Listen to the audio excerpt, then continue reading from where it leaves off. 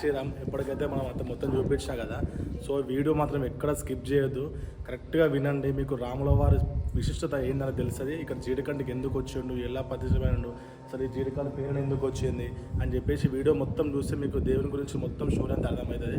ఈ వీడియో మీకు నచ్చినట్టయితే మన ఛానల్ అయితే సబ్స్క్రైబ్ చేయండి, సపోర్ట్ చేయండి. Thank you for all. జై శ్రీరామ్. పంతులు గారు, ఇంకోటి ఏంటంటే ఇక్కడ ఈ జీడికాయలు అని పేరు ఎలా వచ్చింది, ఇంకోటి ఏంటంటే ఈ దేవుడిని జీడికంటి రామస్వామి అని ఎందుకు అంటారు? అంటే ఏంటంటే మనం ఇప్పుడు వీరాచల రామచంద్ర స్వామి ఇలా చెప్పుకున్నాము. స్వామివారి పూర్తిగా ఏంటంటే శ్రీ వీరాచల జీడికంటి శ్రీ రామచంద్ర స్వామి క్షేత్రం ఇది. అది జీడికంటి, అదేవిధంగా ఈ ఊరికి జీడికల్ ఎట్లా పేరు వచ్చింది అంటే, పూర్వము చంద్రగుప్త మహారాజు వారి భార్య చంద్రమతి వాళ్ళ ఊరికి కూడా వారు మగధరాజ్యాధిపతి చంద్రగుప్త మహారాజు సంతానం లేకుంటే అడవిలోకి వెళ్ళి భృగు మహర్షిని కలిసి ఆ భృగు మహర్షి గారు ఫలాలు ఇస్తాడు. ఆ ఫలాలు స్వీకరించక వాళ్లకు సంతానం కలుగుతుంది. అయితే ఆ సంతానంలో ఇద్దరు కవల పిల్లలు జన్మిస్తారు.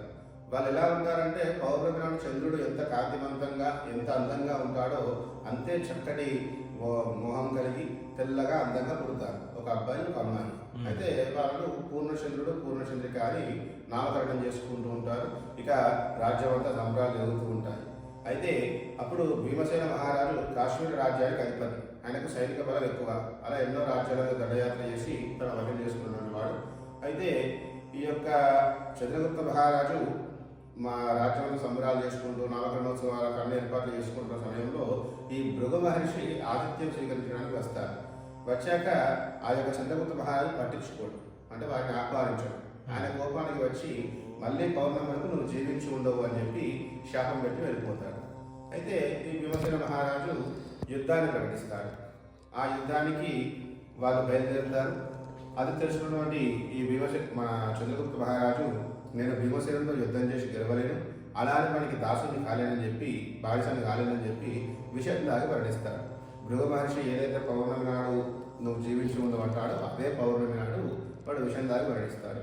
వారి భార్య కూడా సతీ సహవరం, వారు కూడా విషయం దాగి మరణించడం జరుగుతుంది. ఆ ఇద్దరి శవాల మధ్య పిల్లలు ఏడుస్తూ ఉంటారు.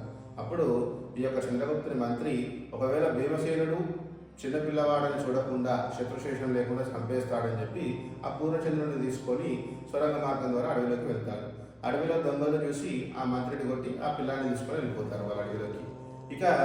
ఇంకా ఏంటని భీమసేన మహారాజు వచ్చి చూస్తూ ఉంటారు. రాజదర్బార్లో చూస్తే ఆ ఇద్దరు విగత జీవులుగా ఉంటారు. వారిద్దరి మధ్య పాప ఏడుస్తూ కనిపిస్తుంది. ఇక ఎంతగానో ఆయన మనసు కలిసి వేసి, సరే ఆయనకు కూడా సంతానం లేదు భీమసేన మహారాజుకు, ఇక అమ్మాయిని పెంచుకుంటానని చెప్పి ఆ పాపను తీసుకొని పోయి రాజ్యంలో తన కూతురుగా ప్రకటించుకొని గారాభంగా పెంచుకుంటాడు. ఇక పూర్ణచంద్రిక యుక్త వయస్కురాలి పెళ్ళిడుకు వస్తుంది. స్వయంవరం ప్రకటిస్తాడు. ఆ స్వయంవరానికి ఈ చిన్నప్పుడు తప్పిపోయిన బాలచంద్రుడు కూడా పూర్ణచంద్రుడు కూడా రావడం జరుగుతుంది. ఇద్దరు ఒకరిని ఒకరు చూసి మెచ్చి మాలా మార్పిడి చేసుకొని వివాహం చేసుకుంటారు. ఏకాంత సమయంలో వీరిద్దరూ కూడా పుట్టినప్పుడు ఎలాగో అందంగా తెల్లగా గుండ్రంగా ఉన్నారన్నామో దానికి పూర్తి వికృత రూపానికి వస్తారు. నల్లగా జీడిగింజలాగా మారిపోతారు. వాళ్ళ శరీర ఛాయంతా నలుపవుతుంది. వాళ్ళ ఒంటి మీద బంగారం, ఆ యొక్క వస్త్రాలన్నీ కూడా పూలమాలన్నీ కూడా నలుపు రంగులోకి వచ్చేస్తాయి. అప్పుడు ఇదేంటని అందరూ చింతిస్తూ ఉంటే వాళ్ళకి ఆకాశవాణి పలుకులు వినిపిస్తాయి. మీరిద్దరూ కూడా ఏకగర్భజనితులు, ఒకే తల్లి గర్భంలో జన్మించినటువంటి వాళ్ళు అన్నా చెల్లెళ్ళు. మీరు తెలిసి చేసినా తెలియజేసిన తప్పే కాబట్టి మీకు ఈ పాపం సంభవించింది. మీరు 108 వైష్ణవ క్షేత్రాలు దర్శనం చేసుకోండి, మీకు ఈ పాపం తొలగిపోతుందని చెప్తారు. అది విన్నటువంటి వాళ్ళు క్షేత్ర దర్శనాలు చేసుకుంటూ 107 భద్రాచలం, అక్కడ గోదావరిలో స్నానం చేసి ఆ భద్రాచల రామచంద్రుని దర్శనం చేసుకొని సన్నిధిలో నిద్రిస్తూ ఉంటారు. ఆ సమయంలో స్వామి వీళ్ళ కళలోకి పోయి, మీరు వీరాచలానికి రండి, ఇక్కడ మీకు పాప ప్రక్షాళన జరుగుతుంది అని చెప్తారు. అది విన్నటువంటి వాళ్ళు ఉదయాన్నే లేచి పాదాచారని ఆ భద్రాచలం నుంచి ఈ వీరాచలానికి వస్తారు. అంటే మనకి త్రేతాయుగంలోనే వీరాచలం ఏర్పడింది. ఇది కలియుగంలో కాబట్టి, కలియుగ కాలంలో కాబట్టి వీరాచలానికి వస్తారు.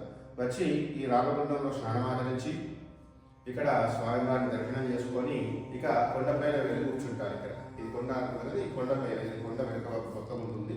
కొండపైన వెళ్ళి కూర్చొని ఏడుస్తూ ఉంటారు తమలో తామే. అయ్యో, మేము మా జీవితానికి అర్థం ఏమిటి అంటే, వాళ్ళు అప్పటికే వృద్ధాప్యానికి వచ్చేస్తారు ఈ క్షేత్ర దర్శనాలు చేసుకునే వరకే. మా జీవితానికి అర్థం ఏమిటి, ఇక మేము ఈ పాప బీజంతో మరణించాల్సిందేనా అని చెప్పి ఇద్దరు ఏడుస్తుంటారు కొందరు.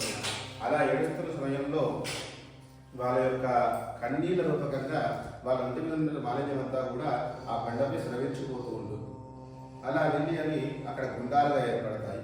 ఇద్దరు వెళ్ళి ఆ 2 గుండాలలో స్నానం ఆచరిస్తారు. స్నానం ఆచరించాక యథారూపానికి వస్తారు. అంటే వాళ్ళు మంచి వయస్సు వచ్చి యథారూపానికి వస్తారు. అప్పుడు సంతోషపరని స్వామివారికి గుడి కట్టిస్తామని చెప్పి మనకు అక్కడ ఎదురు ఒక స్తంభం కనబడుతుంది బ్లూ కలర్లో. అది రాతి స్తంభం వెనకడిది. ఇక్కడ ముందు అది కలియుగంలో ఉన్నటువంటిది వెనకడ అప్పుడు వాళ్ళు పెట్టినటువంటిది. అట్లాంటి స్తంభాలు చుట్టూ 8 బాగుతారు. 8 బాతి కట్టిద్దాం అనుకుంటారు ఆలయం. అప్పుడు స్వామి వాళ్ళకి ప్రత్యక్షమై నాకు ఎట్లాంటి గుడి గోపురాలు అవసరం లేదు, నేను వీరుడి కోరిక మేరకు నా భక్తుడి కోరిక మేరకు నేను ఇక్కడ ఉన్నాను, నాకు ఎట్లాంటి గుళ్ళు గోపురాలు అవసరం లేదు, నాకు ఆకాశమే పందిరి, ఈ భూమి ఆలయము, నేను ఎప్పుడూ దర్శనమిస్తూనే ఉండాలి భక్తులకు అని చెప్పి వాళ్ళిద్దరిని కూడా స్వామి తనలో ఐక్యం చేసుకోవడం జరుగుతుంది. ఐక్యం చేసుకునే ముందు చెప్తారు, ఇది మీ పేరు మీదుగా వీరాచల చీడికంటి శ్రీరామచంద్ర స్వామి క్షేత్రంగా విరాజిల్లుతుంది. అంటే వాళ్ళ కోరిక మేరకు వాళ్ళు గుడి కట్టాలనుకున్నారు కాబట్టి వీరాచల చీడికంటి శ్రీరామచంద్ర స్వామి క్షేత్రంగా విరాజిల్లుతుంది. అదేవిధంగా పైన ఉన్నటువంటి ఆ 2 గుండాలు కూడా ఒకటి జీడిగుండంగా ఒకటి పాలగుండంగా పిలువబడతాయి. ఆ గుండాల్లో స్నానమాచరించిన భక్తుల యొక్క పాప ప్రక్షాళన జరుగుతుంది అని చెప్పి స్వామి వారి దరిద్రలో ఐక్యం చేసుకొని యథాస్థానానికి వచ్చి ఉంటారు. అలా ఈ యొక్క గ్రామానికి కాలక్రమేణా జీడికలుగా సర్వనామం చెందింది. జై శ్రీరామ్.